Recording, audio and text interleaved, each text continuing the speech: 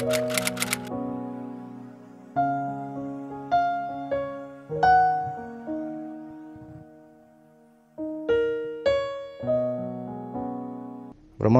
voir ces genres de choses-là nous permet de savoir ce que c'est que la grâce de Dieu.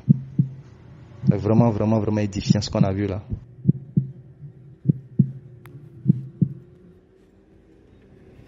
Et comme Folie le disait, quand on lisait dans la Bible où on dit que Jésus marchait de lieu en lieu, de village en village, il allait faire du bien à ceux qui étaient sous l'empire de Satan. On lit ça comme ça, mais quand on expérimente ça, c'est là on voit à quel point le Seigneur Jésus-Christ, il a bâti un gros travail, quoi.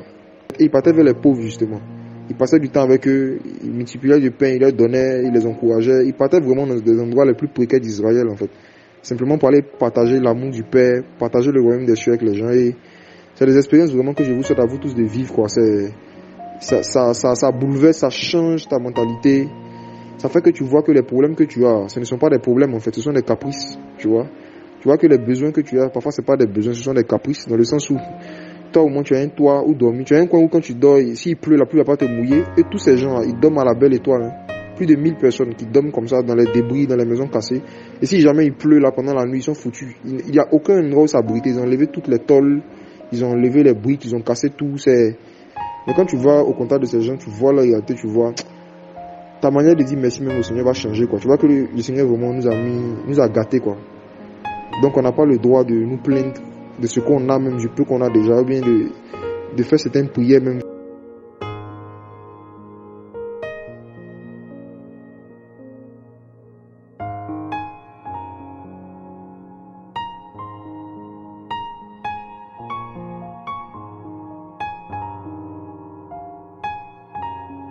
Bonjour frères et sœurs. Ouais, je bénis le nom du Seigneur pour l'opération qui a eu lieu aujourd'hui. Elle est passée de la théorie à la pratique. Et ça nous a vraiment fait du bien. Donc c'était prévu aujourd'hui qu'on aille à Djoufou aider la population à déménager par rapport à l'opération de déguerpissement qui a été annoncée par le gouvernement. Elle travaillait. Elle, en tout cas, elle a de grands enfants. Et elle partait au travail. Elle arrivait au camp commando de Koumansi, pour ceux qui connaissent. Et il y a un petit mécanicien qui venait de réparer la voiture d'un Libanais. Et ce mécanicien, n'ayant pas de permis, voulait tester la voiture. Et c'est comme ça, dans sa fougue, il allait ramasser tous les passants. La dame marchait, elle partait au boulot, elle marchait. Et le jeune est venu ramasser la dame pour l'envoyer sous un gros camion. Et la dame, elle a perdu connaissance.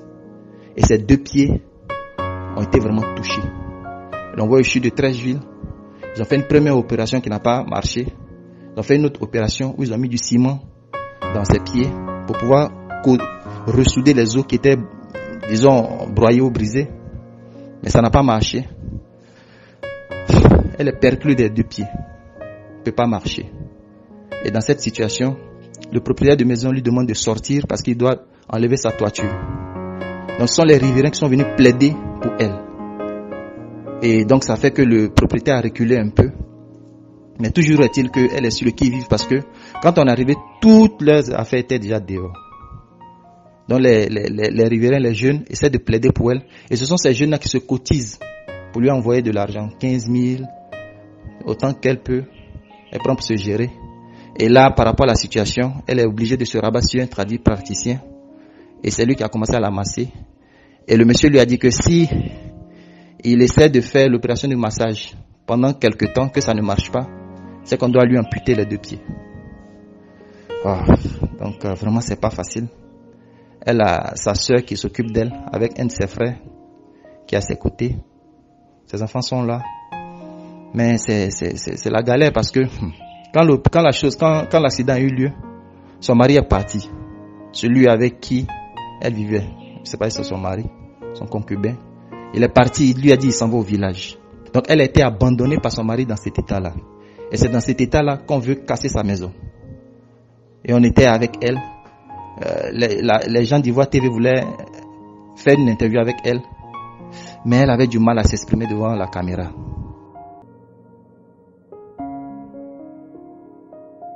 Cette fois-ci, c'est le cas d'un jeune homme qu'on a rencontré lorsqu'on était en train de sillonner les maisons qu'on devait casser, qui étaient concernées par la démolition. Et quelqu'un nous a conduits là-bas, parce qu'on avait demandé aux jeunes du quartier de nous montrer vraiment les cas les plus où il y avait des personnes malades, etc. Donc ils nous ont conduits là-bas et il nous explique un peu son histoire. Il était couturier dans une ville de l'intérieur du pays et quelqu'un lui a jeté un sort. Voilà, quelqu'un lui a jeté un sort suite auquel il a eu une plaie. La plaie a commencé à prendre tout son pied, ainsi de suite, et il ne pouvait plus marcher. Donc ça s'est manifesté en forme de ulcère de Buruli. Et depuis lors, il se fait soigner avec de l'argile, comme on le voit sur son pied là, c'est de l'argile qu'on mettait avec d'autres choses, d'autres médicaments traditionnels, parce que ses parents n'ont pas assez de moyens pour pouvoir lui faire un traitement, j'ai envie de dire, beaucoup plus moderne. Son père est aide-maçon quelque part, et la maison même qui se débrouillait pour payer là, était menacée de démolition. Donc on a parlé avec lui, on lui a parlé du Seigneur Jésus, et il s'est trouvé qu'en parlant du Seigneur Jésus, c'était une famille de chrétiens, mais lui, sa vie n'était pas vraiment en règle avec le Seigneur. Du coup, il a été victime de ce sort là. Son cas nous a particulièrement touché. On a pu rencontrer son papa et sa maman après. Et par la grâce du Seigneur, quand ils sont venus, le jour même où les gens s'apprêtaient à démolir leur maison, par la grâce du Seigneur, on a pu les aider. Et aujourd'hui, ils sont à l'abri, par la grâce de Dieu, dans une maison quelque part. Il reste maintenant à prier le Seigneur et surtout à pouvoir aux soins de santé, pour que son pied puisse se rétablir, pour qu'il puisse recommencer son activité de couture. Un autre jour, alors qu'on avait appris qu'il y avait un nouveau quartier qui avait été démoli, avec mon frère, on avait décidé de sillonner là-bas pour voir s'il y avait des personnes qui étaient dans des états vraiment urgents, compliqués, qu'on pouvait soulager un peu avec la grâce du Seigneur. Donc pendant qu'on était dans la voiture, qu'on passait, il y a quelqu'un qui a commencé à crier: on a faim, venez nous donner à manger. On a faim, on a soif. Donc on a décidé de garer, de stopper et puis aller à leur rencontre, aller voir de qui il s'agit, de quoi il s'agissait. Vous êtes de la même famille. Vous tous êtes de la même famille. Vous êtes combien ici? On est beaucoup, et puis on dépasse faim.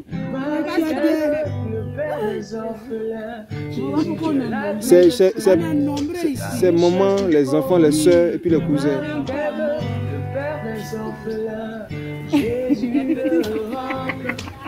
Ah, ça.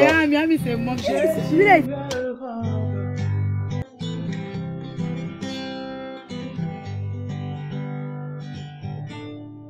C'est ton petit frère. Viens le laver. Jésus, tu es mon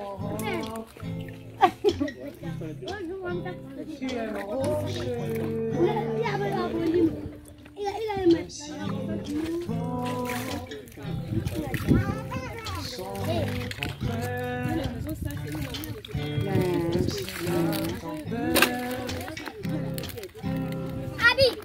C'est ça. C'est ça.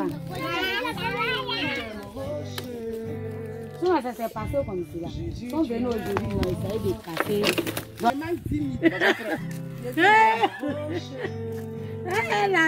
Mais s'il pleut la nuit, comment on fait? Hein, j'ai dit quoi? Dieu est là. Dieu est là, la pluie va pas. Tu es l'appui des faibles, la richesse du pauvre, le mari des veuves, le père des orphelins. Jésus l'Europe, Jésus l'Europe. Tu es l'appui des faibles, la richesse du pauvre, le mari des veuves, le père des orphelins. Jésus, tu es l'appui des faibles, la richesse du pauvre, le mari des veuves, le père des orphelins. Jésus, Europe, Jésus, Europe. Même si les vents sont contraires, même si la tempête se déchaîne au milieu de la mer, tu es mon roi. Vraiment, tous ces dons qui ont été faits, aussi maudits qu'ils soient, a vraiment touché le cœur de toutes ces personnes-là. Toutes ces personnes ont vraiment béni le nom du Seigneur. de voir déjà que nous avons pris la décision d'abandonner ce que nous faisions là pour venir nous enquérir de leurs souffrances et de prendre part à leurs souffrances. Et aussi à côté de cela, faire des petits dons comme ça les a vraiment touchés. La richesse du pauvre, le mari des veuves, le père des orphelins, Jésus le roc, Jésus le roc. L'eau du rocher, je veux boire. L'eau du rocher, je veux boire. Jésus, tu es l'appui des faibles, la richesse du pauvre, le mari des veuves, le père des orphelins. Jésus, tu es l'appui des faibles, la richesse du pauvre, le mari